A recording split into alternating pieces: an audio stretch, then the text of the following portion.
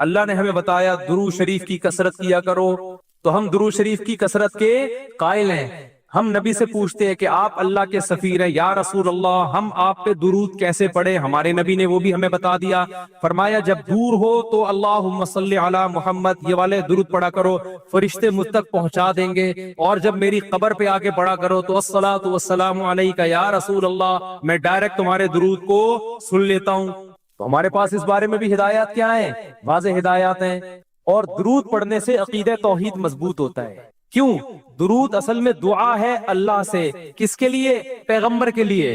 اس میں اور عقیدہ بنتا ہے کہ بھائی پیغمبر بھی اللہ کی رحمت کے محتاج ہیں، تبھی تو ہمیں کہا جا رہا ہے پیغمبر کے لیے دعائیں مانگو۔ ہاں ہماری دعا کے محتاج نہیں ہے، اللہ نے تو ویسے بھی پیغمبر پہ رحم کرنا ہے، لیکن ہم انگلی کٹا کے اپنا نام شہیدوں میں لکھوا لیتے ہیں۔ تو ہمیں اللہ نے اپنے حبیب سے محبت کے اظہار کا یہ موقع دے دیا۔ ہم جب پیغمبر سے پوچھتے ہیں یا رسول اللہ، ہر عبادت کے لیے کوئی خاص وقت ہوتا ہے جس میں اس عبادت کی فضیلت بڑھ جاتی ہے۔ روزہ عام دنوں میں رکھو، 3 روزوں کا ثواب، 10 روزوں کا ثواب، رمضان میں رکھو گے تو ثواب بڑھ جائے گا۔ تو یا رسول اللہ ہم آپ پہ جب درود پڑھے تو کوئی ایسا دن ہے، کوئی ایسا ٹائم ہے جس میں درود پڑھنے سے ہمیں ثواب زیادہ ملے گا؟ آپ صلی اللہ علیہ وسلم نے فرمایا ہاں، جمعے کے دن درود پڑھنے کا ثواب، حدیث کا مفہوم ہے، عام دنوں سے زیادہ ہے۔ اس لیے ہمارے جتنے بھی اکابر ہیں وہ جمعے کے دن درود شریف کی کثرت کیا کرتے تھے۔ یا رسول اللہ آپ اللہ کے حبیب ہیں، اللہ نے قرآن میں حکم دیا ہے من یطیع الرسول فقد اطاع اللہ، جو پیغمبر کو فالو کرے گا، پیغمبر کی بات مانے گا، وہ ایسے ہی ہے جیسے اللہ کی۔ تو آپ ہمیں بتائیے درود شریف ہم نے بلند آواز سے پڑھنا ہے یا آہستہ آواز سے؟ ہمارے نبی نے ہمیں تلقین کی کیسے؟ آہستہ آواز سے۔ یا رسول اللہ درود ہم نے انفرادی طور پہ پڑھنا ہے یا جتھے بنا کے پڑھنا ہے؟ آپ صلی اللہ علیہ وسلم نے فرمایا دیکھو آخر میں جنتی فرقہ ہوگا، وہ ہوگا جس پر میں اور میرے صحابہ کا عمل۔ صحابہ نے جتھے بنا کے درود کی محفلیں نہیں لگائی ہیں، جس صحابی کو جہاں موقع ملا انہوں نے کثرت سے پیغمبر پر درود پڑھا۔ ہم نے اپنے اکابر کو دیکھا ہے، اپنے علماء کو دیکھا ہے، آج بھی بزرگان دین کو دیکھا ہے، کوئی مسجد کو اس کے کونے میں بیٹھ کے تسبیح ہاتھ میں لے کے درود شریف پڑھ رہا ہوگا، کوئی مسجد کو اس کونے میں بیٹھ کے۔ میرے شیخ اور اپنے علماء مشائخ کو میں نے دیکھا ہے جب مسجد نبی میں جاتے ہیں 2 گھنٹے، 1 گھنٹے، 2.5 3 گھنٹے، عصر سے مغرب تک کا پورا ٹائم پیغمبر صلی اللہ علیہ وسلم کے روضہ رسول کے نبی کے روضے کے قریب سارا ٹائم درود شریف میں گزار دیتے ہیں۔ یہ وہ طریقہ ہے جو پیغمبر سے محبت کا اظہار کا اللہ نے آپ کو بتایا ہے۔ اے اللہ ہم اور کس طرح سے آپ سے محبت کا اظہار کر سکتے ہیں؟ اللہ نے فرمایا کہ جو پیغمبر سے محبت کرنا چاہتا ہے اسے پیغمبر کے اخلاق اور عادات اپنی زندگی میں لانے پڑیں گے۔ ہمارے پیغمبر صلی اللہ علیہ وسلم جب رات کو تہجد کے لیے اٹھتے تھے تو اس کا خیال کیا کرتے تھے کسی کی آنکھ نہ کھلے۔ جب رات کے وقت آپ گھر میں تشریف لاتے اتنا آہستہ آواز سے سلام کرتے کہ جو جاگ رہا ہے وہ جواب دے دے، جو سو رہا ہے اس کی آنکھ نہ کھلے۔ لیکن ہم پیغمبر سے محبت کا اظہار کیسے کرتے ہیں؟ موبائلوں کے سگنل کیا ہو گئے؟ بند۔ یہ محبت کا اظہار کا کیا ہے؟ اتنے بڑے بڑے جلوس، ناچ گانے اور جو میوزک، موسیقی اور تھرکنا اور پھڑکنا اور روڈ بلاک کر دینا، سیکیورٹی کے مسائل کا کھڑا ہو جانا گورنمنٹ کے لیے، اور کس قدر لوگوں کو تکلیف اور اذیت پہنچنا، تو یہ پیغمبر صلی اللہ علیہ وسلم کی سیرت بولو نہیں ہے۔ یا رسول اللہ ہم آپ سے محبت کے اظہار کے لیے کون سا حلوہ پکا سکتے ہیں؟ ہم نبی سے محبت، جب تک پیغمبر سے محبت نہ ہو ایمان قابل قبول نہیں ہے۔ لیکن محبت کا انداز وہ ہوگا جو اللہ کے رسول نے بتایا ہے۔ یا رسول اللہ ہم آپ کی یاد میں کون سا حلوہ پکائیں، کتنی بریانی کی دیگیں آپ کی یاد میں؟ نبی نے فرمایا جو مجھے یاد رکھنا چاہتا ہے وہ روزے رکھے، کیونکہ نبی صلی اللہ علیہ وسلم نے فرمایا، بخاری مسلم کی حدیث، بدترین برتن جو بھر جائے وہ انسان کا پیٹ ہے۔ یا رسول اللہ ہم کتنا کھائیں آپ کی یاد میں؟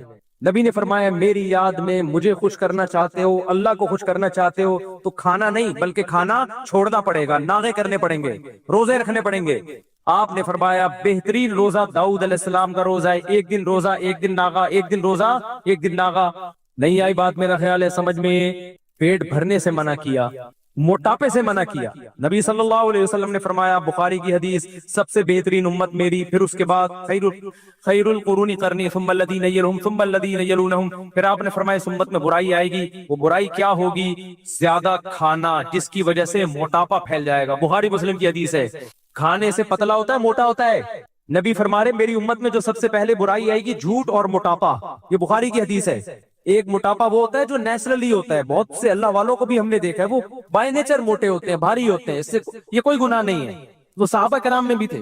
یہاں اس موٹاپے کی برائی بیان ہو رہی ہے جو حلوے مانڈے کھانے کی وجہ سے ہو. چاہے 11ویں شریف کے نام پہ کھاؤ، چاہے 12ویں شریف کے نام پہ نہ کھاؤ، جب کھاؤ گے اس سے خدا خوش نہیں ہوگا. کھانے سے پرہیز کرو گے تو خدا کیا ہوگا؟ خوش ہوگا. آپ کہتے ہو ہم کھلاتے ہیں، کھاتے بھی تو، اور جن کو کھلا رہے ہو وہ کون سا وہ لوگ ہیں جن کو 2 وقت کا کھانا نہیں ملا؟ وہ 6 محفلوں کے کھانے 11ویں پھوڑ کے آئے ہوئے ہوتے ہیں آپ کے پاس. ہم فراق یار میں گھل گھل کے ہاتھی ہو گئے، اتنے گھلے رستم کے ساتھی ہو گئے.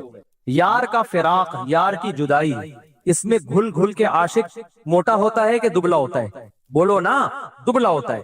لیکن شاعر کہہ رہا ہے آج کا جو عاشق ہے وہ یار کی جدائی میں گھل گھل کے ہاتھی ہو رہا ہے، بجائے پتلے ہونے کے کیا ہو رہا ہے؟ موٹا ہو رہا ہے. اتنا گھلتا ہے کہ رستم پہلوان کا ساتھی بن جاتا ہے. اسلام میں بھوکا رہنا سنت ہے، پھوڑنا پھاڑنا کھانا پینا یہ سنت نہیں ہے. 40 دن نبی کے گھر میں چولہا نہیں جلا. اور اگر آپ کھاتے ہو کھاؤ، مذہب کا لیبل مت لگاؤ اس پہ. کھانے پر پابندی نہیں ہے، مذہب کا لیبل تو مت لگاؤ نا کہ بہت ثواب کا. میں بھی جاتا ہوں نہاری کھاتا ہوں الحمدللہ، پھوڑتا ہوں، لیکن یہ نہیں کہتا سنت پہ عمل کر رہا ہوں میں، یہ نہیں کہتا میں. دل چاہ رہا تھا کھا لیا ہم نے، مدذل لا لیا، جو سامنے آیا کھا لیا. سنت کا لیبل سنت جب ہے جب روزہ رکھوں گا. جیسے نہیں کھاؤں گا یار آج فاقہ کرو، پھر بتاؤں گا ولاگ بناؤں گا دیکھو آج میں فاقے سے ہوں، سنت ہے یہ. پھوڑنے پھاڑنے کے بھی ولاگ ہم بناتے ہیں بس نہاری کے فضائل سنانے کے لیے، اتنی مزے کی سنت سمجھ کے نہیں پھوڑتے. آپ آج ہماری سوسائٹی کھانے کو مذہب سمجھنا شروع کر دیا ہے. مذہب نہیں ہے کھانا، فاقے مذہب ہے، بھوکا رہنا مذہب ہے. وقت بہت ہو گیا ہے، کہنے کے لیے بھی بہت کچھ ہے، لیکن کیا کریں.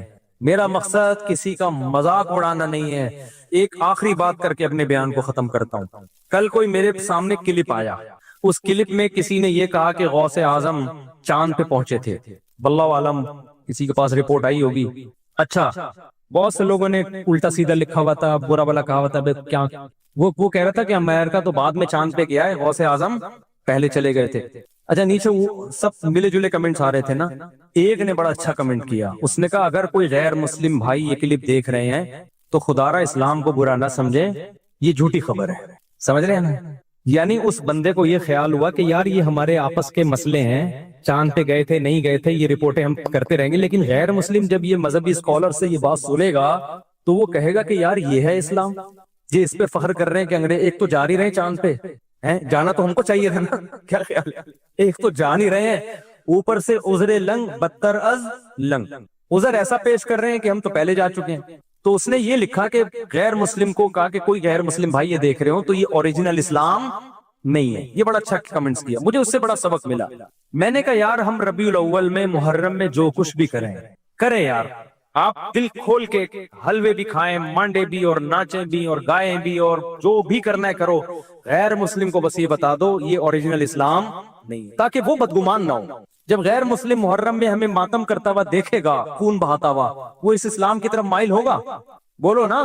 اس میں اٹریکشن نماز کو دیکھ کے مائل ہوتا ہے، روزے کو دیکھ کے مائل ہوتا ہے، حج کو دیکھ کے مائل ہوتا ہے. لیکن محرم میں جو ہم خون بہا رہے ہیں، اپنا ہی خون بہا رہے ہیں، اس عمل کو دیکھ کے غیر مسلم ہماری طرف مائل نہیں ہو. جو کچھ ربیع الاول میں ہم کر رہے ہیں اس عمل کو دیکھ کے غیر مسلم اسلام کی طرف مائل نہیں ہوگا. تو آپ سب کچھ کرو لیکن ہندوؤں کو سکھوں کو بتا دو کہ یہ سچی مچی کا اسلام نہیں ہے. سچی مچی والا اسلام وہ ہے جس میں رمضان کے روزے ہیں، جس میں پیر جمعرات کا روزہ ہے. مسلمان صبح اٹھتا ہے، سحری کے وقت میں کھاتا ہے اللہ کے لیے، سارا دن بھوکا پیاسا رہتا ہے. شام کو جب افطاری پہ دسترخوان پہ بھوک پیاس کے بعد کھانا رکھا ہوتا ہے اور اس کے منہ میں جب پہلا نوالا جاتا ہے تو پھر یہ دعا پڑھتا ہے ذهب الظما، پیاس چلی گئی، وابتلت العروق، رگیں تر ہو گئی، وثبت الاجر انشاءاللہ، اور جس خدا کے لیے ہم نے بھوک پیاس برداشت کی ہے اس خدا نے ہمارے نام اعمال میں روزے کا اجر لکھ دیا ہے. غیر مسلم اس اسلام کو دیکھ کے متاثر ہوگا جس میں آپ ماں باپ کے قدموں میں جنت تلاش کر رہے ہوگے. غیر مسلم اس اسلام کو دیکھ کے متاثر ہوگا جس میں گرل فرینڈ کا بھنگی اور چماروں والے رشتوں کا کوئی تصور نہیں ہے, جس میں عورت سے وفائے بیوی بنا کے گھر لے کر آؤ, اس کو اس کی اولاد کے کفیل بن جاؤ. یہ ہے وہ پیارا اسلام جو کس نے دیا ہے, جو اللہ نے ہمیں دیا ہے, جس کو دیکھ کر لاکھوں کروڑوں غیر مسلم مسلمان ہوئے ہیں. اور جو اسلام کا رخ آج پیش کیا جا رہا ہے, دھرنے اور روڈ بلاک اور یہ سب, یہ والا اسلام کبھی بھی غیر مسلم اس کی طرف مائل نہیں ہوگا. تو جیسے اس نے غوث اعظم کی کوئی غیر مستند کرامت بیان کر دی نا, چاند پہ پہنچنے والی, جس کا کوئی ثبوت نہیں ہے, تو نیچے کسی نے کمنٹس کر دیے کوئی غیر مسلم بھائی, اس نے کیا الفاظ تھے, غیر مسلم بھائی کو میں یہ بتاتا چلوں یہ سچی مچی والا اسلام نہیں ہے. تو آپ جو کچھ بھی کریں ایک بورڈ لگا دیں, بھائی یہ ہمارا اپنا اسلام ہے, یہ سچی مچی والا اسلام نہیں ہے. سچی مچی والے اسلام میں قبر ایک بالے سے اونچی نہیں ہوتی. سچی مچی والے اسلام میں قبریں پکی نہیں ہوتی. سچی مچی والے اسلام میں حلوے مانڈے نہیں ہوتے. پوری دنیا کے ڈاکٹر اس پر متفق ہیں کہ میٹھا کھانا انسان کی صحت کے لیے انتہائی نقصان دہ ہے. میں کینسر کے اسپیشلسٹ سے ملا ہوں, ان کا کہنا ہے کہ سگریٹ اتنی نقصان دہ نہیں ہے جتنے حلوے نقصان دہ ہے. نہیں ہے میرا خیال, بات سمجھ, سگریٹ سے زیادہ نقصان دہ کیا چیز ہے, حلوے. کیونکہ سگریٹ سے وزن نہیں بڑھتا, میٹھے سے وزن بڑھتا ہے, اور وزن بڑھنے سے بلڈ پریشر بھی ہے, شوگر بھی ہے, کینسر بھی ہے, بیسیوں بیماریاں ہیں. سگریٹ سے صرف کینسر ہے. یہ ڈاکٹر کی رپورٹ پیش کر رہا ہوں, ہوائی فائرنگ نہیں ہے, اس پہ ریسرچ پیپر بھی دکھا سکتا ہوں آپ کو. تو اسلام اس چیز کو کیسے پروموٹ کرے گا جس میں 30 پہ بھی کھانا ہے, 40 پہ بھی کھانا ہے, 11ویں پہ بھی کھانا ہے, 13ویں پہ بھی کھانا ہے, اور جناب ربیع الاول پہ بھی کھانا ہے, 10 محرم کو حلیم کی دیگ ہے, ہر تھوڑے دن بعد کوئی نہ کوئی کھانے کا پروگرام چل رہا ہوتا ہے. اسلام میں صرف ایک کھانا ہے, 2 کھانے خاندانی, ایک بقرعید کا کھانا, اس میں بھی میٹھا نہیں ہے, اس میں کیا ہے, گوشت. ایک عید الفطر کا کھانا, اس میں میٹھا ہے لیکن بہت تھوڑا, کھجور کے چند دانے. اور ایک ولیمے کا کھانا ہے جو شادی کے بعد ہوتا ہے, جو بعض لوگوں کو 4 دفعہ نصیب ہوتا ہے. اس میں بھی گوشت ہے, میٹھا نہیں ہے. اس میں بھی اولم ولو بشاتن, نبی نے فرمایا ولیمہ کرو اگرچہ بکرے کے ذریعے کیوں نہ ہو, ایک بکری کیوں نہ ہو. اسلام ایسی خوراکوں کو پروموٹ ہی نہیں کرتا جسے کھا کے آپ چوڑے ہو جائیں. گوشت کھا کے چوڑا نہیں ہوتا آدمی, موٹا نہیں ہوتا, کاربوہائیڈریٹ کم ہے اس میں. اور آپ میٹھے کو فوکس کر رہے ہو, یہ والا کہ میرے پاس تو مٹھائی کے ڈبے لا کے نا لوگوں نے, جو آ رہا ہے مٹھائی کا ڈبہ لے کے آ رہا ہے گفٹ میں. میں پہلے گھر میں دیتا تھا, بچے کھاتے تھے, اب میں نے گھر میں دینا بھی چھوڑ دیا. میں نے کہا میں اپنے بچوں کو کیوں تباہ کروں اپنے ہاتھوں سے یار, لڈو کھا کے لڈو جیسے بن جائیں گے وہ. ہم نے اپنے بچوں کو فوکس کیا, انڈے کھاؤ, گوشت کھاؤ, دودھ پیو. میٹھے کو میں پروموٹ نہیں کرتا گھر میں زیادہ, سمجھتے ہو. اور ہمارے یہاں مشہور کیا, کھانے کے بعد میٹھا کھانا سنت ہے. اوٹ پٹانگ باتیں کر رہے ہو یار تم, کھانے کے بعد کھانا ہی کہاں سنت ہے کہ اس کے بعد میٹھا کھانا بھی سنت ہو. تو جو قدرتی طور پر موٹے ہوتے ہیں وہ تو بڑے بڑے بزرگان دین ہیں, وہ تو قدرت کی طرف سے. بعض صحابہ کا جسم بھی بھاری تھا, لیکن خوب سمجھ لو کھا کے جو موٹا ہو رہا ہے, اللہ اس کے رسول صلی اللہ علیہ وسلم کو وہ پسند نہیں ہے. صحیح حدیث, آپ نے ایک شخص کو دیکھا جن کا پیٹ نکلا ہوا تھا, بھاری جسم تھا, آپ نے فرمایا لو کان ہادا فی غیر ہادا لکان خیرن, کما قال صلی اللہ علیہ وسلم. فرمایا جو خوراک تم نے کھائی ہے نا, جو پیسہ خرچ کیا ہے, کسی اور جگہ پہ خرچ کرتے تو اچھا تھا. تو اس لیے میرے بھائی, خدا کے لیے اسلام کو بدنام بولو مت کرو. روزے رکھو, تہجد پڑھو, کم کھاؤ, بھاگو دوڑو. صحابہ کرام کی جو ایکٹیویٹیز تھی وہ یہی تھی. صدقہ خیرات کرو چھپ کے, دیگوں کو فوکس مت کرو. دیگ سے غریب کو فائدہ نہیں ہوتا, منہ دیگ جیسا ہو جائے گا وہ غریب بھی, اس کے پاس تو علاج کے پیسے بھی نہیں ہے. چپکے سے لے جا کے غریب کو صدقہ کر دیا کرو, ایسے دائیں ہاتھ سے دو, بائیں کو بھی پتہ نہ چلے. اس کو بولو بھائی یہ پیسے ہیں, اب تیری جو ضرورت ہے اس سے پوری کر. اور اگر وہ کہے مجھے کھانا ہی چاہیے تو دیکھ کے بجائے گھر میں راشن ڈلوا دو. کیا کر لو, چپکے سے لے جا کے راشن ڈلوا دو اس کے گھر میں. دکھا کے بھی ڈلوا سکتے ہو تاکہ لوگوں کو ترغیب ہو, لیکن راشن ڈلواؤ, پیسے دو, بکروں کو فوکس مت کرو, دیگوں کو فوکس مت کرو. اللہ دیگ بننے سے پہلے ہمیں ان باتوں کو سمجھنے کی, تو یعنی اس سے پہلے کہ ہم خود دیگ جیسے بن جائیں, اللہ ہمیں ان باتوں کو سمجھنے کی توفیق عطا کہ وہ شخص اسلام کی مٹھاس چکھ لے گا, اسلام کا ذائقہ چکھ لے گا, جو اس بات پہ راضی ہو گیا کہ اللہ میرا رب ہے, اسلام میرا دین ہے, اور محمد صلی اللہ علیہ وسلم میرے نبی ہیں. دیکھیے اس حدیث میں یہ نہیں فرمایا کہ جو ایمان لایا کہ اللہ میرا رب ہے, اسلام میرا دین ہے اور نبی میرے نبی ہیں, یہ نہیں. مر رضیہ, جو اس پہ راضی ہو. ایمان الگ چیز ہے, راضی ہونا الگ چیز. دوسرا وہ راضی ہونا کسے کہتے ہیں وہ میں بھی آگے بتاتا ہوں انشاءاللہ. لیکن اللہ میرا یہ رب ہے، اس سے پہلے حدیث میں آتا ہے کہ ذاق طعم الایمان، وہ ایمان کا ذائقہ چکھ لے گا. اسے پتہ چلتا ہے ایمان کا ایک ٹیسٹ بھی ہے. کیا خیال ہے بھائی؟ ایمان کا ایک ذائقہ بھی ہے، اور یہ ذائقہ چکھنا یہ کنایا ہوتا ہے مزے سے، ایمان کی مٹھاس محسوس. یعنی اس میں اشارہ ہے کہ وہ ذائقہ مزیدار ہے، وہ کڑوا ذائقہ بولو بھائی نہیں. تو اس سے پتہ چلتا ہے ایمان تو بڑے مزے کی چیز ہے بھائی، اسلام بڑے مزے کی چیز ہے. آپ کہہ سکتے ہیں بڑے مزے کی چیز ہوتی تو سارے کیوں نہیں کر رہے ہوتے بھائی؟ بھائی اسلام اتنے مزے کی چیز ہوتی تو ساری دنیا پھر اسلام کو فالو کرتی نا. کیا ہو گیا بھائی؟ صحیح کہہ رہا ہوں. حدیث میں آ رہا ہے وہ ایمان کا ذائقہ چکھ لے گا، اسے مزہ آ جائے گا، اور جو یہ کام کر لے. تو اس سے صاف پتہ چلتا ہے کہ ایمان لذیذ چیز ہے، مزیدار چیز ہے، میٹھی چیز ہے، اسے چکھنے کا اپنا مزہ ہے. تو اگر اتنی مزیدار چیز ہے تو ہم دیکھتے ہیں دہلی اور سہیل نہاری پر تو بڑا رش ہوتا ہے، کیونکہ چٹپٹی نہاری ہے نا، لیمو نچوڑ کے لوگ کھا رہے ہیں. بریانی کے ہوٹلوں پہ رش ملے گا آپ کو، پائے کے ہوٹل پہ ایسا لگے گا فری بٹ رہا ہے، سینما گھروں کے باہر رش ملے گا، فجر کی نماز میں پبلک مارکیٹ سے شارٹ. تو مزہ تو فجر میں اللہ کہہ رہے ہیں کہ اسلام میں ہے، تو اسلام میں فجر بھی ہے نا، اس میں پبلک مارکیٹ سے شارٹ. جو پکے نمازی وہ بھی 4-5 آ کے کھڑے ہوئے ہوتے ہیں، ان میں بھی آدھے وہ ہوں گے جن کو آفس جانا ہوگا، اس لیے اٹھ گئے، انہوں نے کہا چلو نماز ہی پڑھ لیں. خیر ہماری مسجد میں اللہ کا شکر ہے فجر میں کافی لوگ ہوتے ہیں، 2 صفیں ہوتی ہیں، 3 بھی ہوتی ہیں، لیکن جتنے محلے میں لوگ رہتے ہیں اتنی تو نہیں ہوتی نا، اس حساب سے تو بہت کم ہے. جتنے جمعے میں اتنے کیوں نہیں ہیں؟ تو بھائی سوال پیدا ہوتا ہے. میں بار بار سوال کو اس لیے دماغوں میں اتارتا ہوں کہ جب سوال اچھی طرح سمجھ میں آئے تو پھر جواب کا بھی مزہ ہے. پھر سوال ہی سمجھ میں نہ آئے تو پھر جواب میں مزہ نہیں آتا. اور اکثر و بیشتر سوال سمجھانا مشکل ہوتا ہے، جواب سمجھانا آسان ہوتا ہے. تو سوال یہ پیدا ہوتا ہے کہ اسلام میں، ایمان میں اگر مٹھاس ہے تو زیادہ لوگ داڑھی والے ہونے چاہیے، داڑھی کٹانے والے مارکیٹ سے شارٹ ہونے چاہیے. کیا داڑھی جو لوگ کاٹتے ہیں ان سے پوچھو، کہتے ہیں کٹانے کا جو مزہ ہے وہ رکھنے کا نہیں ہے. جب صبح ہم پھاوڑا چلاتے ہیں، وہ جو ریزر ہے نا، ہمارے حضرت اس کو پھاوڑا کہتے تھے. جب ہم صبح اپنے چہرے پہ پھاوڑا چلاتے ہیں، شیشے میں دیکھتے ہیں 2-4 کریموں سے مالش ہوتی ہے، ریگ مال کی گھسائی ہوتی ہے. ہٹو بچوں بھائی، ایسے ہینڈسم لگ رہے ہوتے ہیں جب سوٹ میں پھر دیکھتے ہیں اپنے آپ کو.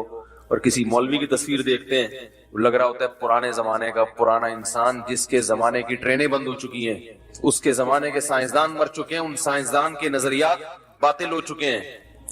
وہ ایسا پرانے زمانے کا پرانا آدمی لگ رہا ہوتا ہے. یہ بالکل ماشاءاللہ نیٹ کلین فٹ فاٹ ایک معاشرے کے حساب سے چلنے والا انسان. تو اگر اسلام میں لذت ہوتی تو زیادہ تر لوگ داڑیاں کٹاتے یا رکھتے. اسلام میں اگر لذت ہوتی تو پردہ کرنے والی عورتیں زیادہ ہوتی، ان کو مزہ آتا، اور پردہ نہ کرنے والی عورتیں مارکیٹ میں شارٹ ہوتی. ہم دیکھ رہے پردہ کرنے والی تھوڑی سی رہ گئی ہے، نہ کرنے والی بہت زیادہ. تو اسی پہ ایک حکم آپ لے کے چلے جائیں. سچ بول کے مال بیچنے والے زیادہ ہوتے، جھوٹ بول کے بیچنے والے کم ہوتے. لیکن معاملہ کیونکہ جھوٹ میں جو مزہ ہے وہ سچ میں بالکل. ٹوپی کراؤ کسی کو، سب مزہ آتا ہے انسان کو. 5 روپے کی چیز 5000 میں بیچ دی بیوقوف بنا کے، اس کا اپنا ہی مزہ ہے بھائی. کیا خیال ہے؟ 2 آدمی بیٹھے تھے، انہوں نے کسی سے سوال کیا کہ یار وہ کھانا بتاؤ جس کھانے میں سب سے زیادہ مزہ آتا ہو انسان کو. کون سا کھانا ایسا ہے، کون سا مسالہ ایسا ہے کہ جب کھانے میں ڈالا جائے تو کھانے کا مزہ 2 بالا ہو جائے، بڑا ٹیسٹ پیدا ہو جائے اس کھانے میں. تو جواب دینے والا بڑا ذہین تھا. وہ اگر یوں کہتا کہ چاٹ مسالہ ڈالو تو بھئی چاٹ مسالہ ہر ایک کو پسند نہیں ہوتا. وہ کہتا تکا مسالہ ڈال دو، فلانا مسالہ ڈال دو، یا فلاں چٹنی ڈال دو، ٹومیٹو کیچپ ڈال دو. تو ہر چیز ہر ایک کو مزہ نہیں کرتے. تو جواب دینے والا بڑا ذہین تھا. اس نے کہا یار کوئی بھی کھانا ہو اس میں غیبت ڈال دو. یعنی کھانا ہو 2 آدمی کھا رہے ہیں اور کسی تیسرے کی غیبت کر رہے ہو. جب آپ غیبت کرتے ہوئے کھانا کھاتے ہیں تو مجلس کا مزہ 2 بالا ہو جاتا ہے. جب مزہ 2 بالا ہوگا تو کھانے میں بھی مزہ خود بخود آ جائے گا. غیبت کرتے ہوئے کھاؤ نا کھانا، بڑا مزہ آنا شروع ہوتا ہے کھانے میں، دل لگتا ہے، پھر ایسا چبا چبا کے کھاتا ہے. اور اس کی ایک سائنٹیفک وجہ بھی ہے. وہ وجہ یہ ہے کہ نبی صلی اللہ علیہ وسلم نے فرمایا، اور قرآن میں بھی ہے، کہ غیبت کرنا ایسے ہے جیسے مردہ بھائی کا گوشت کھانا. تو وہ دال میں بھی گوشت کا ٹیسٹ آ جاتا ہے. کھچڑی بھی کھا رہے ہو نا، جب تیسرے کی غیبت کرو گے تو ٹیسٹ کس کا آئے گا؟ گوشت کا، اور وہ بھی انسانی گوشت. ہم نے الحمدللہ کھایا تو نہیں، لیکن سنا ہے کہ بڑا مزے کا ہوتا ہے. چائنیز کہتے ہیں، ان کے ہاں کھا لیتے ہیں بعض دفعہ. تو شکر ہے چائنیز کو انگلش نہیں آتی نہ اردو آتی ہے. وجہ اس میں حکمت کیا ہے، بس یہ پھر کسی اور وقت بتائیں گے. تو انسانی گوشت اس میں کیا ہو جاتا ہے؟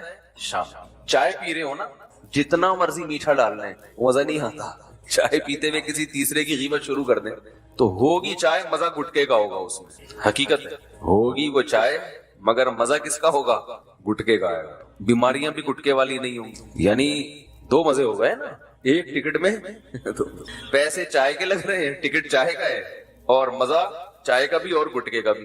شرط کیا ہے کہ غیبت شروع کر دیں.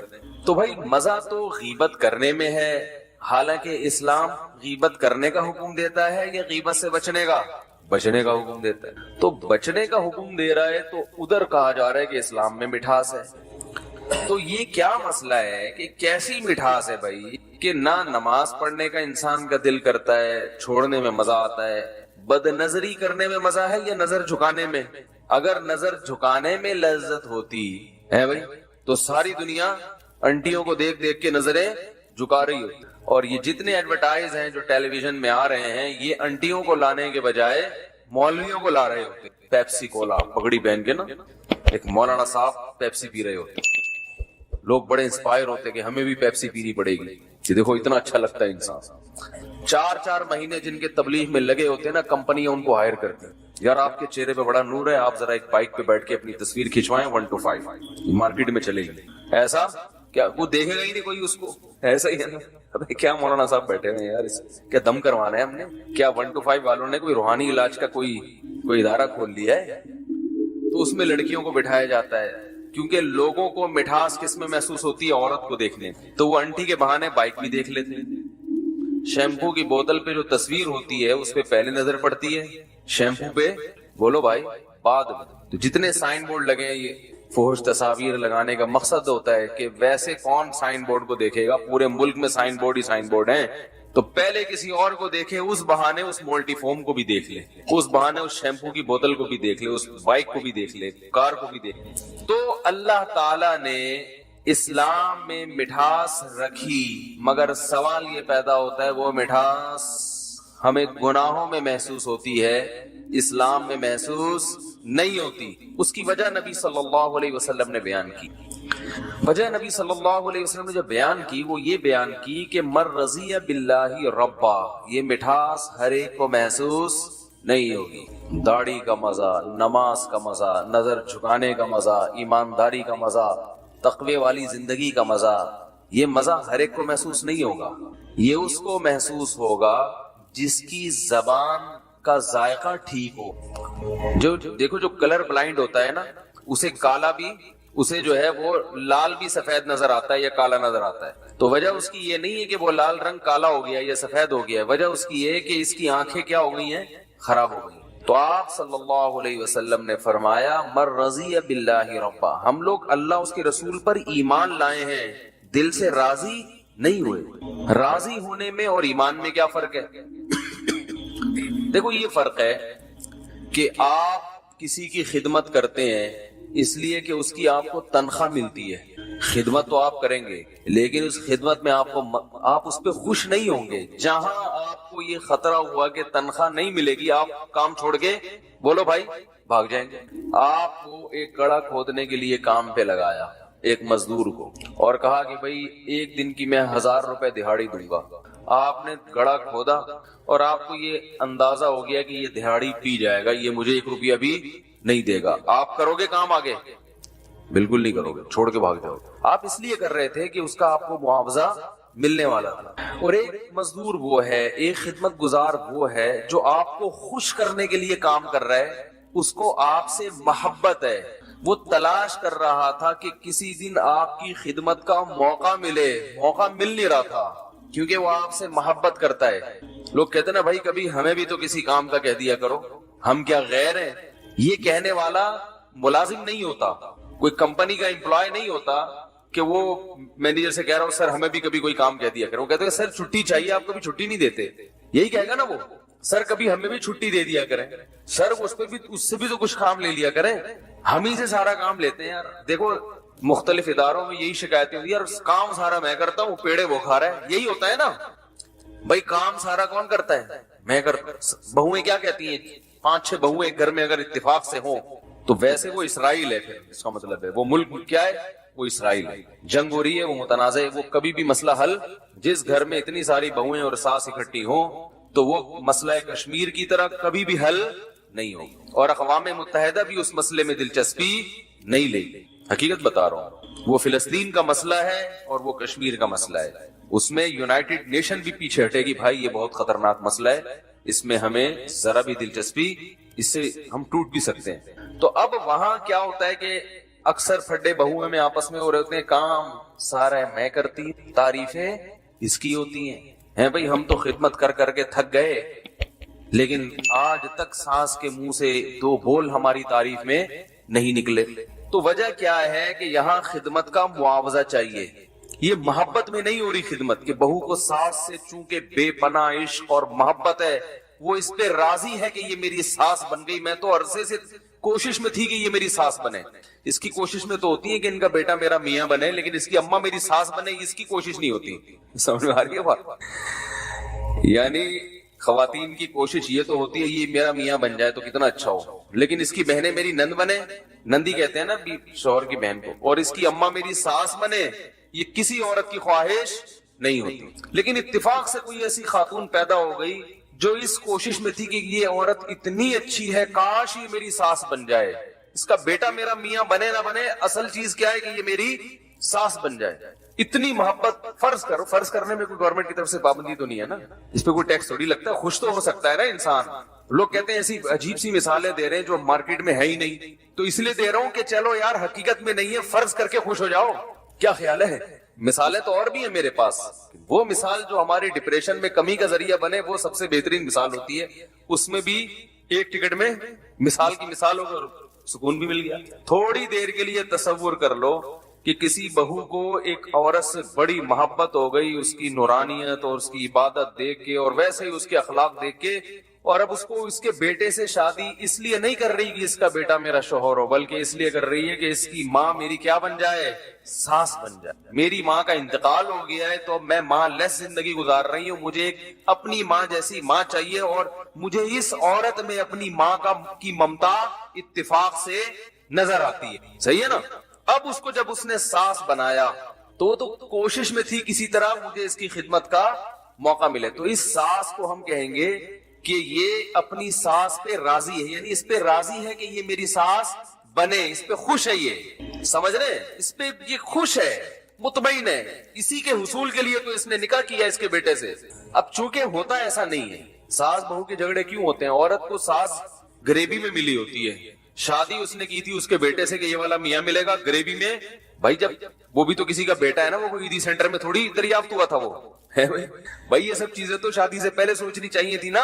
میں غلط کہہ رہا ہوں؟ خاتون کہتی ہے یہ کیسی سانس مل گئی مجھے, کیا مل گئی؟ تو بھائی جب آپ کسی سے نکاح کرو گی تو وہ کوئی عیدی سینٹر میں تھوڑی پیدا ہوا ہے کہ اس کا کوئی ابا نہ ہو, اس کی اما نہ ہو. تو جب وہ ہے تو اس کی بہنیں بھی ہیں, اس کی ماں بھی ہے, اس کا باپ بھی ہے, وہ تو سارے سب وہ تمام تر ٹینشنوں کے ساتھ ملا ہے. تو یہ پہلے سوچنا چاہیے شادی سے کہ نکاح جب ہوگا تو تمام تر ٹینشنیں گریبی میں وہ ضمن آئیں گی. اور مرد کو بھی سوچنا چاہیے کہ یہ جو لڑکی مجھے ملی ہے اس کے بھائی بھی مجھے گریبی میں بطور سالے ملیں گے, چاہے آپ ان سے راضی ہو یا نہ ہو. پھر وہ کہہ رہا ہے یار یہ کیا اس کے بھائی بھی ہیں, یہ تو مجھے یوں کرتے. تو یہ تو پہلے سوچنا تھا.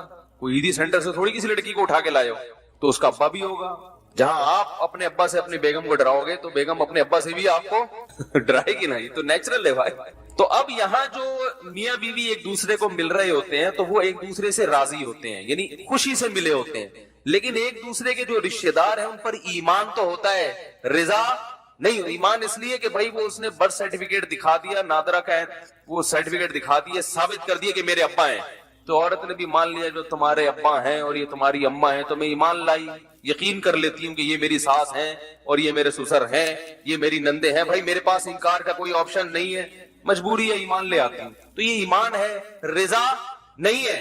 ہم بھی جو اللہ پہ ایمان لائے ہیں، ایمان تو ہے مگر رضا نہیں ہے۔ اللہ نے اپنی قدرت کے دلائل اتنے رکھ دیے کہ اللہ پر ایمان لانا پڑتا ہے۔ بھائی کائنات خود سے بن نہیں سکتی، کسی نے بنایا ہے۔ محمد صلی اللہ علیہ وسلم کی تعلیمات بتاتی ہیں کہ آپ جھوٹے نبی نہیں ہو سکتے، سچے نبی ہیں۔ تو ہم سب ایمان لائے تو ہیں، مگر ایسا لگتا ہے ہم اس ایمان پہ مطمئن نہیں ہے، مجبوری ہے، جہنم میں جانا ہے، جل جائیں گے۔ اگر جمعے کی بھی چھوڑ دی تو یار ایسا نہ ہو قبر کا عذاب صحیح سچی مچی کا نکلے اور پھر چترول لگ رہے ہو وہاں پہ، ٹھیک ہے نا۔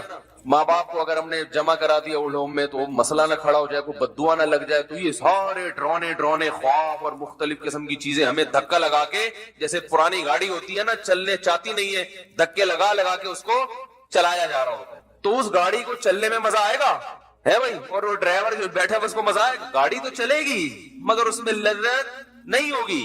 تو من رضی باللہ ربن کا مطلب ہے اللہ مجھے بڑی خوشی ہے کہ تو میرا رب ہے، بڑی خوشی ہے کہ میں تیرا غلام ہوں۔ رب کا مطلب میں غلام، تو میرا پالنے والا، تو میرا آقا اے اللہ، میں خوش ہوں، اس پہ مطمئن ہوں۔ ہم تو تلاش میں تھے ہمیں کوئی رب ملے، ہم تو تلاش میں تھے ہمیں کوئی راستہ ملے، راستہ ہی نہیں مل رہا تھا، اب مل گیا تو خوشی، بھائی اب تو چلیں گے اس راستے پہ۔ ایک آدمی اندھیروں میں بھٹک رہا ہو، اسے راستہ نہ مل رہا ہو، بیچارہ کبھی ادھر کبھی ادھر کبھی ادھر کبھی ادھر، خودکشی کے خیالات آنے لگے، اور کوئی شخص آ کے اسے بتائے کہ تمہیں جدھر جانا ہے منزل تمہاری اس طرف ہے اور اس پہ راستہ تمہارا یہ روڈ ہے جو اس طرف لے کے جائے گا تمہیں، تو آپ ایک دم، اور پھر وہ دلائل سے ثابت بھی کر دے، لائٹ مار کے دکھائے، دیکھو آگے خود حکومت نے لکھا ہوا ہے سائن بورڈ پہ کہ خانے وال جانے والا راستہ یہ ہے، یہ روڈ ادھر سے مڑے گی، یوں مڑے گی، اتنے کلومیٹر کا فاصلہ رہ گیا ہے۔ اب آپ کو اس راستے پہ چلنے میں مزہ آنا شروع ہو جائے گا۔ ہمیں اسلام چونکہ فری میں مل گیا والدین سے، اس لیے ہمیں اسلام کی قدر ہے نہیں۔ دنیا بھٹک رہی ہے رب کی تلاش میں، دنیا اسی سوال کا جواب تلاش کر رہی ہے کہ کسی نے ہمیں پیدا کیا بھی ہے کہ نہیں کیا، اسی بحث میں وقت کو برباد کر رہے ہیں۔ پھر جن کو اس کا جواب ملا کسی نے پیدا کیا ہے تو ان کو یہی نہیں پتا کہ وہ ایک ہے یا ایک سے زیادہ۔ کوئی پتھر کی بنی ہوئی مورتیوں کو، بھائی اس کو مزہ آ رہا ہے تبھی تو پتھر کے سامنے جھک رہا ہے وہ۔ اس سے پتا چلتا ہے کہ اللہ کی تلاش اور اللہ کے سامنے جھکنا یہ انسان کی نیچر ہے، اس میں انسان کو لذت محسوس ہوتی ہے۔ تبھی تو لوگوں کو صحیح خدا نہیں ملتا تو پتھروں سے بنے ہوئے خداؤں کو خود سے بنا کر ان کے سامنے جھکنا شروع کرتے۔ دنیا میں ہر دور میں کسی نہ کسی عنوان سے پیدا کرنے والے کی عبادت ہوتی رہی ہے۔ کسی نے پیغمبروں کو معبود بنا لیا، کسی نے پتھروں کو بنا لیا، کسی نے بندروں کو بنا لیا، کسی نے سورج کو بنا لیا۔ تو یہ سارے بھٹک رہے ہیں کہ ہمیں کوئی ایسا رب چاہیے جس کے سامنے ہم جھکیں، جس کی ہم عبادت کریں۔ یہ انسان کی نیچر ہے۔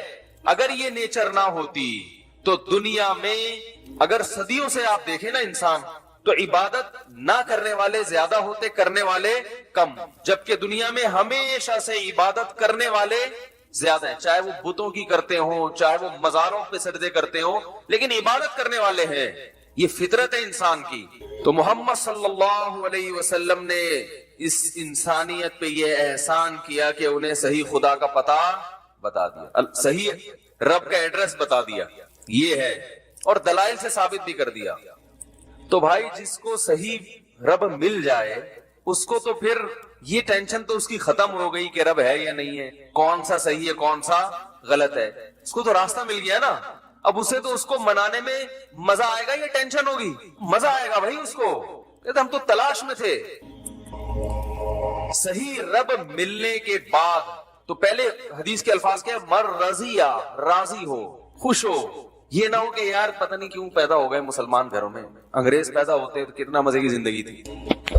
دیکھو ایک عجیب بات ہے، یہ جو خوش ہوتے ہیں نا شرابیں پی کے اور ناچ گانے کر کے، اور یہ جو اوٹ پٹانگ حرکتیں مارکیٹ میں چل رہی ہیں، اس کی مثال ایسے ہے جیسے کوئی آدمی اندھیروں میں بھٹک رہا ہو، ٹینشن سے پاگل ہو رہا ہو نا، اب ٹینشن میں آ کے وہ چرس پینا شروع کر دے.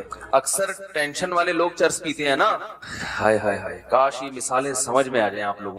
میں تو سوچ رہا ہوں اپنی مثالوں کا نا مسالوں کی طرح ایک ڈبہ بنا کے مارکیٹ میں، ایک کمپنی بنا کے مارکیٹ میں پھینکوں، کیونکہ ان مثالوں میں مسالوں سے زیادہ لذت ہے. مجھے مثال دینے میں اتنا مزہ آتا ہے، پتہ نہیں آپ لوگ کو سننے میں آ رہا ہے کہ نہیں آ رہا. دیکھو ایک مثال سے بعض دفعہ بات ایسی واضح ہو جاتی ہے کہ اس کا خصم کے پاس جواب نہیں ہوتا، کیونکہ پروپیگنڈے کا دور ہے نا. اتنا پروپیگنڈا کیا ہے، اتنا پروپیگنڈا کیا ہے آج مغربی دنیا نے، لبرل لوگوں نے، کہ اسلام کو سمجھنا مشکل بنا دیا ان کمبختوں نے. کہتے ہیں گورا انجوائے کر رہا ہے، یہ مولوی پتہ نہیں کیسے ٹینشن ڈپریشن. ارے مولوی ٹینشن میں ہوتے تو ڈپریشن کی گولیاں مولوی کھا رہے ہوتے ہیں بھائی. زیادہ تر لبرل لوگ ڈپریشن کی گولیاں کھاتے ہیں. ابھی کسی نے بتایا واللہ عالم کہ آغا خان ہاسپٹل کی رپورٹ ہے کہ 78% لوگ ڈپریشن میں ہے پاکستان میں. اب پتہ نہیں صحیح ہے نہیں ہے، واللہ ہے بھی کہ نہیں، بلکہ کسی معتبر آدمی نے بتایا. 78% لوگ. مجھے کسی نے کہا کہ وہاں بھی ایسا ہی ہے مغربی دنیا میں 78% لوگ. تو میں نے کہا ہمارے ہاں 78% ہیں، ان کے ہاں بھی 78%، لیکن ہمارے ہاں کوالٹی وائز تھوڑا لو لیول کوالٹی کی نفسیاتی ہیں. ان کے اگر 78% ہیں تو کوالٹی کے لحاظ سے صحیح ہے نا، کیونکہ رپورٹ میں یہ تو آیا، کوانٹٹی تو دیکھی گئی ہے، کوالٹی پر رپورٹ پیش. ہمارے تھوڑے تھوڑے، ان کے تھوڑے زیادہ سے ہو گئے. تو اگر یہ ڈپریشن کا مسئلہ، یہ عیش و عشرت کی وجہ سے اس میں لذت ہوتی، تو لذت میں زندگی گزارنے والا ڈپریشن میں تھوڑی جاتا ہے. ڈپریشن میں تو وہ جائے گا جو لذت سے زندگی نہیں گزار. تو نماز پڑھنے والے کو ڈپریشن ہونی چاہیے، داڑھی رکھنے والے کو اسٹریس میں جانا چاہیے، نظر کی حفاظت کرنے والے کو چاہیے کہ دماغی پاگل ہو جائے وہ تھوڑے دنوں میں، شراب سے بچنے والے کو چاہیے کہ اس کے اوپر کی سیٹنگ. بولو نا یار کیا ہو گیا، آپ لوگ کی سیٹنگ ماشاءاللہ فٹ فاٹ ہے، بہترین ہے، تو بولنا پڑے گا آپ کو. ہونا یہ چاہیے کہ جو شراب سے بچ رہا ہے وہ ڈپریشن میں جا کے پاگل ہو جائے، جو چرس نہیں پی رہا وہ ڈپریشن میں جائے، کیونکہ وہ تو ٹینشن میں ہے نا. شراب پینے والا لذت میں ہے، زنا کرنے والا مزے میں ہے، ماں باپ کو اولڈ ہوم میں جمع کرانے والا لذت میں، اور لائف کو انجوائے کر رہا ہے، گٹکے کھانے والا لذت میں ہے. اور آج کی ایک رپورٹ آئی ہے، ایک اور چیز آئی ہے مارکیٹ میں، ماوا. مجھے پتہ ہی نہیں تھا، ہم گٹکے کو برا بلا کہہ رہے ہیں بلا وجہ. ماوا پرانا ہو گیا. اچھا. اور یہ مین پوری کیا چیز ہے؟ ماوا کی کوئی ڈگری کوئی ہے، بہن بھائی ہیں تو کھا رہے ہیں شیشہ پی رہے ہیں. تو بھائی یہ تو خوش ہونے چاہیے. اگر اس میں واقعی لذت ہے، اس میں مزے ہیں، تو بھائی ان کو تو جو فلمیں دیکھنے والے، سینما گھروں میں جانے والے، لائف بہت مزے کی، ہنسی ایسی انجوائے کرنا چاہیے ان کو. وہ فلم بھی دیکھ رہے ہیں بھائی، ان کو تو زیادہ مزہ آنا چاہیے. تو میں ان مزوں کی حقیقت آپ کو ذرا 2 منٹ میں بیان کرتا ہوں. یہ ایسے ہے میرے بھائی، جو راستہ بھول گیا، منزل ہی نہیں پتا، بھٹک رہا ہے، تو ٹینشن میں آتا ہے، تو اب اس کے پاس ٹینشن کو ختم کرنے کے لیے چرس کے علاوہ کوئی راستہ نہیں ہے. آپ نے جانا تھا لاہور، بائی روڈ نکلے آپ، راستہ بھول گئے، اور ایسا بھولے کہ یہ بھی بھول گئے کہ جانا کہاں ہے. ایک تو راستہ بھولتا ہے انسان کہ چلو لاہور جا رہا تھا لیکن لاہور کا راستہ بھول گیا، کوئی بتا ہی نہیں رہا کمبخت، کوئی مل نہیں رہا بندہ، نہ کوئی سائن بورڈ ہے، بھٹکتا ہے یار، ادھر جانا ہے، کوئی کہہ رہا ادھر جانا ہے، کوئی کہہ رہا ادھر جانا ہے، کوئی کہہ رہا ادھر جانا ہے. اب آپ پریشان ٹینشن میں فون کرو گے نا بار بار، کبھی کہاں فون کرو گے بھائی، میں گاڑی میں راستے میں ہائی وے پہ کھڑا ہوا ہوں، بچے میرے ساتھ ہیں، گھر والے میرے ساتھ ہیں، گاڑی کا پیٹرول بھی ختم ہو سکتا ہے اور ڈاکو بھی آ سکتے ہیں، مجھے راستہ بتاؤ. میں یہاں کے لیے تھوڑی، میں تو صحرا میں کھڑا ہوا ہوں. کیسی ٹینشن میں ہوگے نا آپ، پاگل ہونے شروع ہو جاؤ گے ٹینشن سے. یہ ٹینشن خدا کی قسم کم ہے. اس سے بڑی ٹینشن یہ کہ راستے میں آ کے آپ یہی بھول گئے کہ میں جا کر آ رہا تھا. تو اب آپ کے ذمہ 2 کام ہے. پہلے تو یہ کہ ادھر ادھر سے پوچھو بھائی میں نکلا کہاں کے لیے تھا، میں تو بھول ہی گیا. پھر نکل جہاں جا رہا تھا، پھر اس کا راستہ پتہ چلے کہ وہ ہے راستہ، وہ کہاں ہے. ہائے ہائے ہائے ہائے ہائے، بہت مشکل ہے بھائی. اس زمانے میں کسی کو اونٹ پہ کو رکشے میں بٹھانا آسان ہے، کسی کو صحیح بات سمجھانا بڑا مشکل. تو 2 چیزیں ایسی ہیں. اب تو آپ ڈبل ٹینشن میں نا، اب آپ روڈ پہ گھوم رہے ہو، تو ایسے موقع پہ انسان کیا کرتا ہے، یار تھوڑا چائے پیتے، تھوڑا ٹینشن کیا ہوگی ہے بھائی کم. اور زیادہ ٹینشن میں آؤ گے سگریٹ، نہیں بھی پی. وہ کہتے ہیں یار اب یہ 1 دن 2 دن 10 سال ہو گئے اسی ٹینشن میں یہاں گھوم رہے ہیں، تو چلو یار کو سٹا لگاؤ، سکون حاصل کرو. ہر وہ چیز جو اس کی لذت کا سامان بنے گی، وقتی طور پر ان تمام لذتوں کو حاصل کرنے کی کوشش کرے گا ٹینشن ختم کرنے کے لیے. تو ختم کرنے کی ضرورت اسی کو ہوتی ہے جس کو ٹینشن ہونا. تو ان چیزوں میں اگر لذت ہوتی تو بھائی ان چیزوں سے ٹینشن بڑھتی نہیں بلکہ ختم ہوتی. اور یہ ان کو ضرورت نہ ہوتی جو پہلے سے ٹینشن میں ہے. اس لیے اللہ نے بتایا کہ جس کو اللہ کا پتہ چل گیا اور اس پہ خوش بھی ہے، وہ راضی ہے، مطمئن ہے کہ بس وہی میرا رب ہے اور اسلام میرا دین ہے، اور اسلام جو بتایا ہے ہم نے کس نے؟ محمد صلی اللہ علیہ وسلم نے، تو محمد صلی اللہ علیہ وسلم جو اسلام بتائیں گے اس کو مانوں گا، اور جو بدعتی لوگ اپنے طریقے سے اسلام بتا رہے ہیں اس کو میں قبول نہیں کرتا، کیونکہ اسلام کو ڈیفائن کرنے والے بھی درجنوں لوگ ہیں نا۔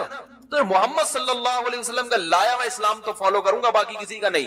اس چیز پہ جب اطمینان ہو گیا، اس کا مطلب اسے منزل بھی پتا چل گئی اور اسے راستہ بھی پتا چل گیا، ہر چیز اسے پتا چل گئی، تو اس میں اب اس کو مزہ آ رہا، اب یہ گاڑی بھگائے گا 5ویں گیئر میں، سمجھ رہے؟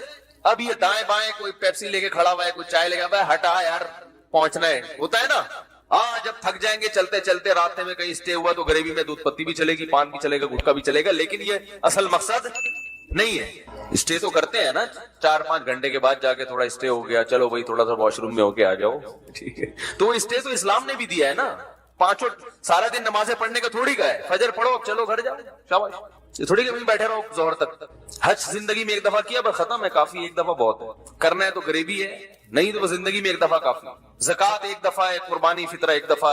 یہ تھی کہ ہر روزانہ بڑی بڑی رقمیں صدقہ نکال کے خود روڈ پہ آ گئے، تو اللہ تعالیٰ نے خود انٹرٹینمنٹ کا درمیان میں بریکیں رکھی ہوئی ہیں۔ فجر پڑھنے آتے ہو، امام صاحب کہتے ہیں بریک کے بعد دوبارہ ظہر میں ملیں گے انشاءاللہ۔ کتنی لمبی بریک ہے دیکھو، حالانکہ بریک کم ہوتی ہے، پروگرام زیادہ ہوتا ہے نا، لیکن یہاں پروگرام تھوڑا ہے، بریکیں کیا خیال ہے بھائی؟ اتنی لمبی بریک کے بعد اللہ کہتے ہیں دوبارہ ملیں گے۔ تو وہ 5 ٹائم نماز پڑھنا مشکل ہو رہا ہے، نماز 5 ٹائم پڑھنا، وہ بریکیں جو ہے نا اتنی لمبی لمبی بریکیں، وہ بریکوں کو اصل بنا لیا اس نے۔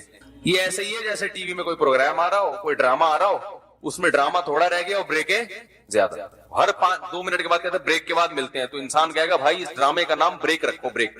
یہ ڈرامہ نہیں ہے، اصل ڈرامہ ہے، اصل تو بریکیں ہیں، ایڈورٹائزمنٹ ہے، اس میں تھوڑے تھوڑے ڈرامہ ڈالا ہوا ہے۔ جیسے دودھ میں آج کل پانی میں تھوڑا سا دودھ ڈال کے بیچ دیا جاتا ہے نا، پانی میں تھوڑا سا کیا دودھ کا تڑکا لگا دیتے ہیں آج کہ بھائی چلو سفید ہو گیا تو پیو، کیلشیم سے بھرپور، وائٹامن سے۔ تو اب کیا ہوگا کہ جب آپ کو پتا چل گیا کہ بھائی جانا کہاں ہے اور راستہ کون سا ہے، تو آپ چونکہ وہاں خوشی خوشی جا رہے ہیں، کوئی پھانسی کے پھندے پہ لٹکنے کے لیے تھوڑی جا رہے ہیں، پھر آپ کی اسپیڈ کیا ہو جائے گی، پھر آپ ممکن ہے چائے بھی پی لو راستے میں، تھوڑا کہیں اتر کے تھوڑا سا گھوم پھر بھی لیے، لیکن وہ آپ کا مقصد نہیں ہوگا، اصل جو فکر ہوگی آپ کی منزل۔ اور تو جب آپ کو منزل کا پتا ہو اور آپ کو راستے کا بھی پتا ہو، تو پھر اس راستے پہ چلنے میں جیسے جیسے منزل قریب آئے گی آپ کی ٹینشن بڑھنے کے بجائے کم ہوتی چلی جائے گی۔ تو آپ صلی اللہ علیہ وسلم نے فرمایا ذاق طعم الایمان من رضی باللہ ربا، رب پہ راضی ہو جاؤ۔ اے اللہ، راضی ہونے کے 2 مطلب، ایک تو خوش ہو، دوسرا یہ کہ اپنے آپ کو حوالے کر دے کہ اب میں آپ پہ راضی ہوں، مجھے کسی اور کی ضرورت نہیں ہے، بس نہ معاشرے سے پوچھوں گا کیا کرنا ہے بھائی، نہ باپ سے پوچھوں گا، نہ ماں سے پوچھوں گا، نہ باس سے پوچھوں گا، لائف اسٹائل میرا وہ ہوگا جو اللہ بتائے گا۔ جہاں اللہ نے کہا والدین کی مانو وہاں مانوں گا، جہاں اللہ نے کہا نہیں مانو وہاں والدین کی دوسرے نمبر پہ، جہاں اللہ نے کہا باس کی مانو وہاں مانوں گا، جہاں اللہ نے منع کر دیا باس پھر میرا باس نہیں، پہلے اللہ۔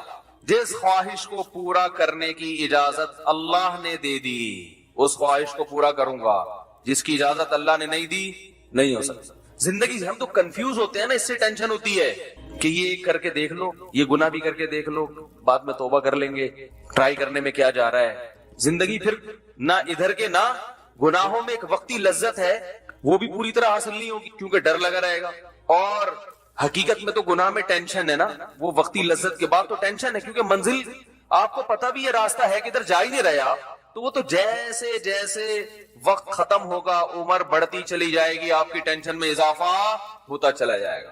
ہمارے ایک دوست نے واقعہ سنایا، کینیڈا سے امریکہ جا رہے تھے، راستہ بھول گئے، تو کینیڈا میں -40 تک آپ کو پتا ہے کہ ٹیمپریچر جاتا ہے، اور وہاں -40 -30 جب یہ ٹیمپریچر ہو گاڑیوں میں ہیٹر چلتا ہے، اگر وہ ہیٹر بند ہو جائے اور پولیس نہ پہنچے تو آپ کی موت ہے یقینی، کہ اتنے ٹیمپریچر میں کہاں انسان زندہ نہیں رہ سکتا۔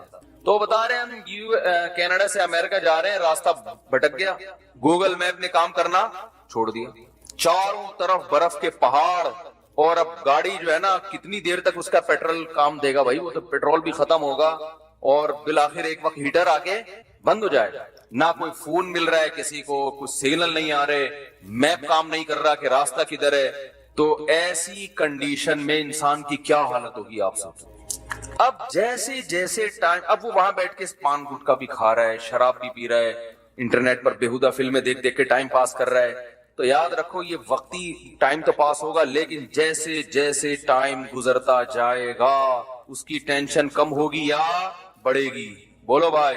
اس کو پتا ہے یہ پیٹرول بھی ختم ہو رہا ہے, مجھے اگر منزل کا پتہ نہیں چلا تو یہی برف میرا قبرستان ہے, بڑی اذیت سے موت واقع ہوگی. لیکن انہوں نے چونکہ ہمیں یہ واقعہ سنانا تھا تو اللہ کا فضل ہوا کہ کسی طرح کال لگ گئی ان کی پولیس کو, یا کیا ہوا, وہ پولیس پہنچی, اور اللہ کا وہاں پولیس بھی پہنچ بھی جاتی ہے, یہ بھی ایک بڑی فضیلت ہے وہاں پر, تو وہ پولیس پہنچ گئی, ہمارے یہاں بھی پہنچ جاتی ہے الحمدللہ. تو بھائی تعلقات تو سب سے رکھنے ہیں نا. تو ویسے تو ایمرجنسی میں پولیس پہنچے گی ڈاکو واکو پکڑنے کے لیے, لیکن بہت سے جگہوں پہ پولیس نہیں پہنچتی یہاں پہ, یہ بڑا المیہ ہے. ایسے کئی واقعات ہوئے ہیں جب گھر میں ڈاکو آئے ہوئے ہیں, بندہ بلا رہا ہے پولیس کو, وہ کہہ رہے ہیں اتنی تمیز سے آئے ہیں وہ کہ ڈاکو لوٹ لاٹ کے جا چکے, پھر آگے پوچھ رہے ہیں کیا ہوا, کون تھا, کہاں سے آیا, اوپر سے الگ سے 5,000 روپے لے کے چلے گئے. کیا انسانیت ہے یار کہ ہم آئے ہیں تمہاری خاطر. ہر طرح کے لوگ ہر جگہ ہوتے ہیں, اچھے بھی ہیں برے بھی ہیں, دونوں چیزیں مارکیٹ میں چل رہی ہیں. ہماری بائک چھن گئی تھی, ہم نے پولیس والوں کو جا کے کہا ڈاکو میری بائک چھین کے بھاگ گئے, تو مجھ سے کہہ رہے ہیں کہ جہاں سے بھاگے ہیں وہ جگہ دکھاؤ. میں نے کہا بھاگے ادھر کو ہے, ان کے پیچھے بھاگ, کہہ رہے نہیں پہلے وہ جگہ دکھاؤ کہاں سے بھاگے.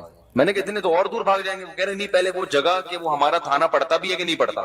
تو میں نے وہ جگہ دکھائی, انہوں نے کہا ہمارا ایریا نہیں ہے, دوسرے تھانے, تیسرے تھانے میں جا کے میں نے جب رپورٹ کرائی ہے تو وہ پھر میرے ساتھ وہ بھی پہلے وہ جگہ دیکھنے گئے ہیں. میں کہہ رہا ہوں یار ادھر بھاگے ادھر کے, وہ کہہ رہے نہیں ادھر سے, اس چوک سے لے کر ادھر بھاگے, لیکن جدھر سے پکڑا ہے وہاں لے کے جا رہے ہیں. اور اس پولیس موبائل کی پہلے ٹائر پنچر ہوا راستے میں, یعنی جا ادھر کو رہے ہیں جہاں سے بائک چھینی ہے. تو میں موبائل میں بیٹھا پولیس کے ساتھ, کہہ رہے پہلے اس جگہ وہ جگہ دکھاؤ کہاں سے چھینی ہے. اس جگہ جاتے ہوئے راستے میں ٹائر پنچر, پھر وہ پورا ٹائر چینج کیا انہوں نے. اس کے بعد پھر خراما چلے جیسے دلہن رخصتی کے وقت پہلے زمانے میں جاتی تھی نا, بڑے آرام سے کہ کہیں پاؤں میں کوئی ورم نہ آ جائے, کوئی کانٹا نہ لگ جائے. پہلے زمانے کی اس لیے بات کر رہا ہوں کہ آج تو بسا اوقات پہلے پہنچی بھی ہوتی ہے, پھر ابا کو بتا دیتی ہے ابا آپ نے نکاح پڑھانا ہے تو بتا دو, ٹھیک ہے. تو اب خراما جا رہے ہیں, وہاں پہنچنے کے بعد پھر مجھے کہا بتاؤ کدھر کو لے کے بھاگے ہیں. میں نے کہا آپ کو بڑا احسان ہے آپ کا اس امت مسلمہ پر اور میرے جیسے حقیر فقیر پر کہ اب آپ اس طرف بھاگ رہے ہیں, آپ نے تسلیم کر لیا کہ آپ کا تھانہ ہے یا آپ کے ایریا ہے. تو پھر میں بیٹھا, تو پھر وہ ادھر کو گئے, تو اللہ کا فضل تھا اس میں کچھ ایسے لاک واک لگے ہوئے تھے کہ وہ ڈاکو چھوڑ کے انہوں نے کوشش, ان کو 35 منٹ ملے تھے بائک دوبارہ اسٹارٹ کرنے کے لیے. چور لاک تو دائیں بائیں بھی ہو جاتا ہے نا, 35 منٹ, 1 to 5 تھی 0 میٹر, 35 منٹ ان کو ملے تھے بائک دوبارہ اسٹارٹ, بولو بھائی, کرنے کے لیے. لیکن ہماری قسمت اچھی تھی, 35 منٹ میں ان سے وہ چور لاک کھلا نہیں, تو ساری تاریں واریں انہوں نے توڑ دی تھی. تو خیر ہم جب وہاں پہنچے تو ہمیں بائک مل گئی. تو اب رات بہت لیٹ ہو گیا تھا, تو دیر ہو گئی تھی, تو میں نے وہ بائک تھانے میں ہی کھڑی کر دی. میں نے کہا صبح آگے لے جاؤں گا اب میں. تو انہوں نے کہا ٹھیک ہے بھائی صبح آگے لے جائیں.